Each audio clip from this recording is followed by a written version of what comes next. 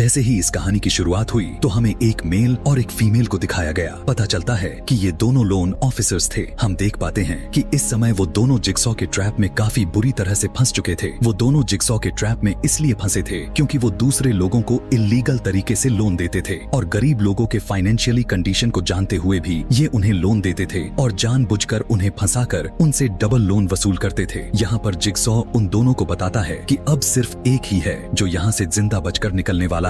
ये दोनों देखते हैं कि उनके सामने एक वेट मर्जर इंस्ट्रूमेंट्स पड़ा हुआ था जिनके साइड्स में उन्हें अपने आप को ही काटकर अपना ही मिट को रखना था और जिसकी साइड भरी होगी, यानी मूल भाषा में कहे तो जिसका शरीर का मांस ज्यादा होगा, वही इस गेम का सर्वाइवर होने वाला था। ऐसा करने के लिए उन्हें सिर्फ 60 सेकंड ही दिए गए। हम देखते हैं कि यहाँ पर जो मेल प्रिजनर था वो काफी ज्यादा फैटी था, इसीलिए वो अपने शरीर का मोटापा हिस्से को काटना शुरू कर देता है और जो फीमेल प्रिजनर थी उसके पास तो फैट ही नहीं था, इसीलिए ना चाहते हुए भी वो अपना हाथ को ही काटना शुरू कर देती है। लेकिन यहाँ पर उसका हाथ का वेट तो उस मेल प्रिजनर के आगे कुछ भी नहीं था, इसीलिए वो अपने पूरा बाजू को ही काट डालती है। उसका बाजू का वेट ज्यादा था, इसीलिए वो बच जाती है। मेल प्रिजनर अपने जान से हाथ धो बैठा, यानी वो मारा जाता है। दूसरी तरफ होफमैन ग्लास बॉक्स से बाहर निकलकर उसी रूम को चेक करने के लिए जाता है जहाँ पर पीटर मारा गया था। वहाँ पर होफमैन को पीटर के थोड़े बहुत उसके बॉडी के पार्ट्स मिलते हैं जिसका काफी बुरा हाल हो चुका था। दूसरी तरफ वो सीनियर ऑफिसर जो कि पीटर का बॉस था, वो होफमैन को उस लोन ऑफिसर्स के मर्डर के केस में बुलाता है क्योंकि उन्हें वहाँ पर पीटर के फिंगरप्रिंट्स मिलते हैं। अब यहाँ पर सोचने वाली बात तो यह था कि पीटर तो इस घटना के पहले मारा गया था, तो उसका फिंगरप्रिंट्स यहाँ पर कैसे आ गया? दरअसल उस रूम से होफमैन को पीटर का एक बचा हुआ हाथ मिल गया था और वो उसी पीटर के अगेंस्ट यूज कर रहा था, जबकि इस बारे में सीनियर ऑफिसर के साथ साथ पुलिस को भी पता नहीं था कि पीटर मारा गया है, यानी उसकी डेथ हो चुकी है। और वे सभी अभी तक अपने दिमाग में यही गड़ाए हुए हैं कि पीटर ही जिगसॉ का पार्टनर है और ये सारा का सारा मर्डर कोई और नहीं बल्कि पीटर ही कर रहा है। यह सब देखकर होफमैन काफी खुश था क्योंकि सब कुछ उसके प्लानिंग के अकॉर्डिंग ही चल रहा था, पर यह भी नहीं पता था कि उसकी इस बाजी का अंजाम कितना बुरा होने वाला है। यहाँ पर होफमैन का प्लान तब खराब होता हुआ दिखाई दिया जब वो उस फीमेल एजेंट से मिलता है जिसके बारे में यह अफवाह फैलाई गई थी कि वो जिगसॉ के पपेट वाली यानी बिली का फेस ब्लास्ट होने की वजह से मर चुकी है, लेकिन सच्चाई तो उसके सामने थी और वो उसके सामने जिंदा खड़ी नजर आ रही थी। यहाँ पर सीनियर एजेंट बताते हैं कि उस फीमेल एजेंट की लाइफ को खतरा था और इसीलिए उन्होंने उसकी डेथ की फेक न्यूज को फैलाया था ताकि उसको कोई नुकसान न पहुंचा सके। और इस बार वे जितने भी केसेस को हैंडल करने वाले हैं उन सब में उनका फीमेल एजेंट उनका साथ देने वाली है। होफमैन के चेहरे को देखकर साफ साफ पता चल रहा था कि उसकी तो 12 बज चुके हैं क्योंकि वो यह फीमेल पीटर की कुलीग थी और वो पीटर की काफी करीब से जानती थी। होफमैन को इस बात का डर काफी अंदर तक सताए जा रहा था कि कहीं उन लोगों को उसके रियलिटी के बारे में पता न चल जाए कि पीटर नहीं बल्कि होफमैन ही जिगसॉ का पार्टनर है और ये सारे मर्डर्स पीटर नहीं बल्कि वही कर रहा है। आगे होफमैन एक हॉस्पिटल में एक लड़की जो कि एक इंक्वायरी ऑफिसर थी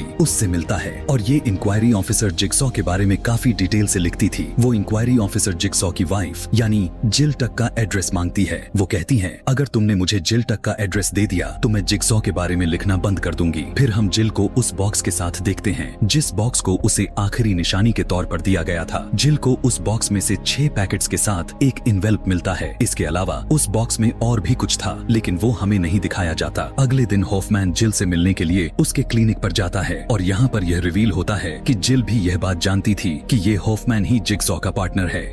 जिल 5 इन्वेल्प होफमैन को देती है और उन 5 इन्वेल्प्स में अगले विक्टिम का पिक्चर को डाला गया था, लेकिन जिल को 6 इन्वेल्प मिले थे तो आखिर उसने होफमैन को 5 ही इन्वेल्प्स दिए, एक क्यों नहीं। असल में वो एक इन्वेल्प को अपने पास ही रख लेती है क्योंकि उसमें एक बहुत ही बड़ा राज छुपा हुआ था। होफमैन यहाँ से चाहता था कि इस बार उसकी रूल्स को फॉलो किया जाए, न कि जिगसॉ की रूल्स को, क्योंकि जिगसॉ मर चुका है, इसीलिए अब होफमैन का राज चलने वाला था। यहाँ से सीधा हमें जिल के साथ में जिगसॉ का फ्लैशबैक दिखाया जाता है जहाँ पर उन दोनों के बीच में कुछ कंट्रोवर्सी चल रही थी। यहाँ पर जिगसॉ जिल से कहता है कि कोई भी ड्रग्स एडिक्शन किसी भी मेडिकल ट्रीटमेंट से उसे ठीक नहीं किया जा सकता सिवाय जिगसॉ के गेम ट्रैप के, लेकिन इस बात पर जिल एग्री नहीं थी। तब जिगसॉ जिल के सामने अमांडा जैसे सबसे बढ़िया तरीका ढूंढ लिया था क्योंकि अमांडा की नशा करने की लत जिगसॉ के गेम ट्रैप से ही छूटा था। दरअसल अमांडा जिल का पेशेंट थी, इसलिए जिल का कहना यह था कि अमांडा कभी भी ठीक नहीं हो पाएगी, लेकिन इस समय वो जिगसॉ के गेम से अमांडा को ठीक होता हुआ देखकर वो काफी ज्यादा इम्प्रेस हो जाती है और यहाँ से वो भी उसका उसका साथ देने लग गई थी क्योंकि उसका देखने का नजरिया ही बदल चुका था। प्रेजेंट टाइम में हमें एक मेडिकल इंश्योरेंस कंपनी को दिखाया जाता है और उस कंपनी के ऑफिस में हम कंपनी के मैनेजर को देख पाते हैं जिसका नाम विलियम होता है। पता चलता है कि ये सभी लोगों से पैसे लेते रहते थे और जब इन्हें पैसे लौटाने की बारी आती थी तब ये उसमें कुछ फॉल्ट निकालकर उन्हें कवरेज देने से साफ साफ मना कर देते थे ताकि क्लाइंट्स को पैसा ना मिल पाए और वो सारा का सारा पैसा कंपनी खा जाए। और इन सब के पीछे किसी और का नहीं बल्कि विलियम का हाथ था और उसमें उसका साथ देने वाले 6 और भी लोग थे जो खुद उसी के साथ ही निकलते हैं। यहीं पर हमें इस कंपनी के एक एग्जाम्पल भी शो कराए जाते हैं। इस कंपनी का 15 साल पुराना एक क्लाइंट था जो कि हार्ट पेशेंट था और जबकि उसे अपने दिल का इलाज कराने के लिए पैसे चाहिए होते हैं वो लोग उसे यह कह देते हैं कि इससे पहले भी वो सर्जरी करवा चुका है। यह कहकर वो उसे कवरेज देने से मना कर देते हैं जिस पर वो आदमी विलियम पर केस कर देता है। सीनियर ऑफिसर और फीमेल एजेंट को पता चलता है कि जिगसॉ अपने विक्टिम का बॉडी पार्ट्स एक सर्जिकल नाइफ से काटता है लेकिन लोन ऑफिसर्स के बॉडी से जिगसॉ पिस को एक नॉर्मल ब्लेड से काटा गया था और इस नॉर्मल ब्लेड का इस्तेमाल पिछले पार्ट के विक्टिम यानी हॉफमैन के सिस्टर के किलर में भी यूज किया गया था। अब इस प्रोसेस को आगे बढ़ाते हुए वो लोग पिछले पार्ट के विक्टिम के केस फाइल को दोबारा से ओपन कर देते हैं ताकि वहाँ से भी उन्हें कोई हिंट्स मिल सके क्योंकि वे सभी जिगसॉ के ओल्ड और न्यू किलिंग के बारे में काफी अच्छे से जानना चाहते थे। हॉफमैन ये सब कुछ जानने के बाद भी वो काफी रिलैक्स रहता है क्योंकि उसे पता था कि कभी न कभी वो लोग उस तक पहुंच जाएंगे। फिर हम विलियम को देख पाते हैं जो कि अपने ऑफिस में बैठा जिगसॉ का न्यूज देख रहा था कि तभी अचानक से उसके पीछे से हॉफमैन आकर उसे पकड़ लेता है और उसे किडनैप कर लिया। इधर हम देखते हैं कि वो इंक्वायरी ऑफिसर जिल के घर जाकर उसे वो लेटर देती है जो पार्ट 3 में हॉफमैन ने अमांडा को दिया हुआ था जिसे पढ़कर अमांडा फूट फूट कर रोने लग गई थी। लेकिन यहाँ पर भी हमें ये पता नहीं चल पाता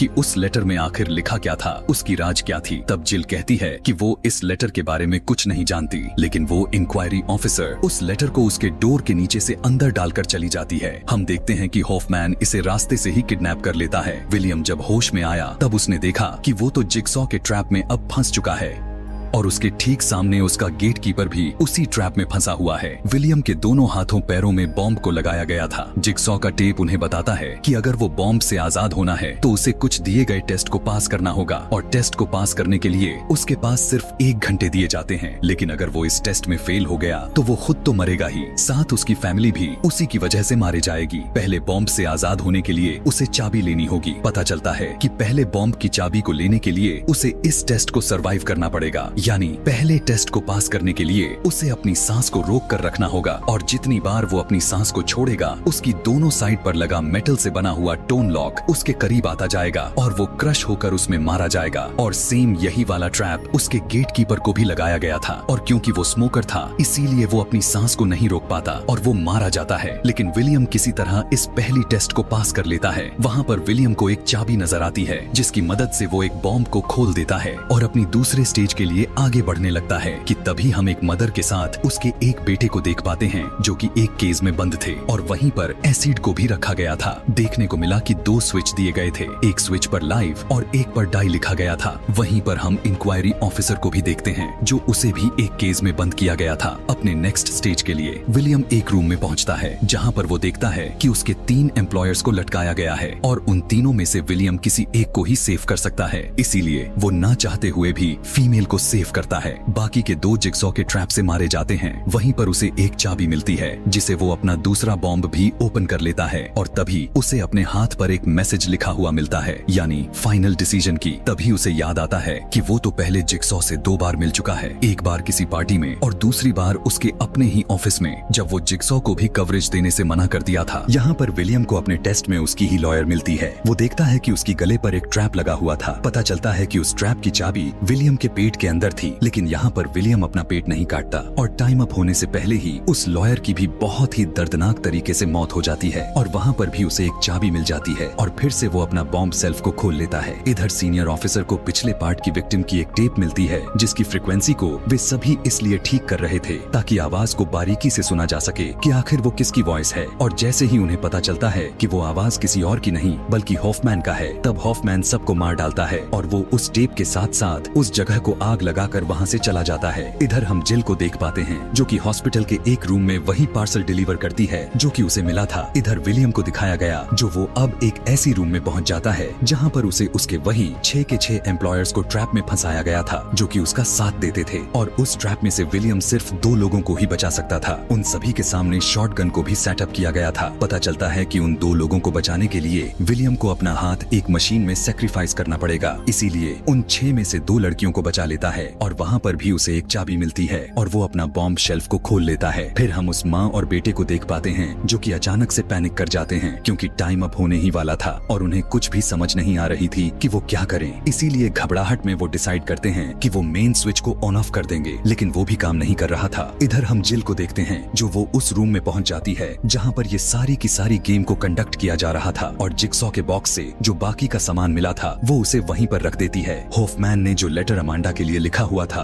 वो भी उस टेबल पर रख देती है और वो वहीं किसी जगह पर छुपकर हॉफमैन की आने का इंतजार करने लग जाती है। फिर विलियम अब फाइनल रूम तक पहुंच जाता है और वो उसी रूम में होता है जो वो इंक्वायरी ऑफिसर और उस माँ और बेटे के बीच में होता है, लेकिन वो उस फैमिली को सेफ नहीं करता क्योंकि वो उन्हें नहीं जानता था। इसीलिए वो उस इंक्वायरी ऑफिसर को सेफ कर लेता है क्योंकि वो कोई और नहीं बल्कि उसकी ही सिस्टर थी। वो मदर और बेटा उस आदमी की फैमिली थी जिसकी कवरेज देने से इनकार कर दिया था कि तभी वहाँ पर जिक्सॉ की टेप प्ले होती है और जिक्सॉ उस फैमिली से माफी मांगता है कि उसने उन्हें यहाँ पर फंसाया और अब जिक्सॉ उन दोनों को एक ऑप्शन देते हुए कहता है कि विलियम को उनके सामने मारा जाए, ठीक वैसे ही जैसे विलियम ने उनके फैमिली के सामने उसके हस्बैंड को कवरेज देने से इनकार करके उन्हें मारा था, लेकिन उस लेडी से वह स्विच ऑन नहीं होता। इसीलिए उसका बेटा ही उस स्विच को ऑन कर देता है जिससे वो सारा का सारा एसिड विलियम के बॉडी के अंदर चला जाता है और वह भी मारा जाता है। जिसके बाद हॉफमैन अपने ऑफिस में जैसे ही आता है वो अपने टेबल पर रखा हुआ लेटर को देखकर उसे पढ़ता है जो कि जिल ने रखी हुई थी और उस लेटर को वहाँ पर देखकर हॉफमैन काफी हैरान रह जाता है और यहाँ पर वो लेटर रिवील हो जाती है। वो यह था कि जिक्सॉ की वाइफ पर जिसने अटैक किया था